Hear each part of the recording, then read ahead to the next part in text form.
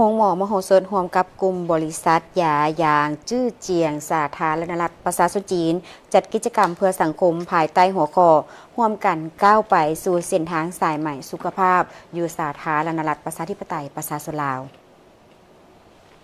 พิธีเปิดกิจกรรมเพื่อสังคมภายใต้หัวข้อร่วมกันก้าวไปสู่เส้นทางสายใหม่สุขภาพอยู่สาธารณรัฐประชาธิปไตยประชาชนลาวจัดขึ้นในวันที่ 17 ธันวาคมนี้ที่โรงหมอมโหสถโดยมีดร.สุรศาสตร์วงศ์พระจันทร์ผู้อำนวยการโรงหมอมโหสถทางสไตล์เวย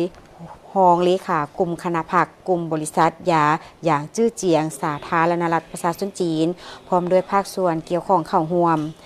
กิจกรรมเพื่อสังคมร่วมกันก้าวไปสู่เส้นทางสายใหม่สุขภาพครั้งนี้แม่นปฏิบัติตามข้อริเริ่ม1แล้ว1เส้นทางของสาธารณรัฐประชาชนจีนและการสร้างตั้งเส้นทางสายใหม่สุขภาพ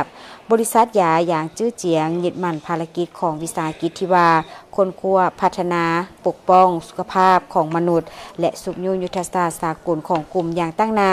ด้วยหลักการหลักคือ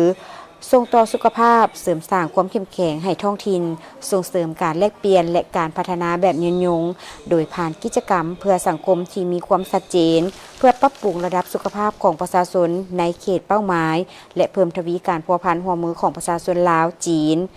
กิจกรรมครั้งนี้จะปฏิบัติฮอดวันที่ 19 ธันวาคม 2025 โดยมีการกวดสุขภาพโดยบ่เสียค่ามีจุดออกกวดสุขภาพสัวขาวเขตกวดสุขภาพอัจฉริยะ AI นำเอาเทคโนโลยีที่ทันสมัยโดยผ่านอุปกรณ์อัจฉริยะเพื่อกวดประเมินสุขภาพเบื้องต้นแบบแผนการแพทย์พื้นเมืองจีนและเผยแพร่ความรู้ด้านสุขภาพศึกษาให้คำแนะนำด้านสุขภาพอื่นๆพร้อมนี้กลุ่มบริษัทยาอย่างจื้อเจียงสาธารณรัฐประชาชนจีนได้มอบเครื่องช่วยเหลือให้แก่โรงหมอมโหสถในนั้นมีกระเป๋าสุขภาพจำนวน200ชุดอุปกรณ์กวดซอกหาเสื้อ HPV ความเสี่ยงการเป็นมะเร็งปากมดลูก30อันและอุปกรณ์อื่นๆเพื่อนำไปรักษาสุขภาพพ่อแม่ประชาชนบรรดาเผ่าให้ดีขึ้นเทื่อละก้าวและเป็นสัญลักษณ์ของการส่งต่อสุขภาพและส่งต่อความ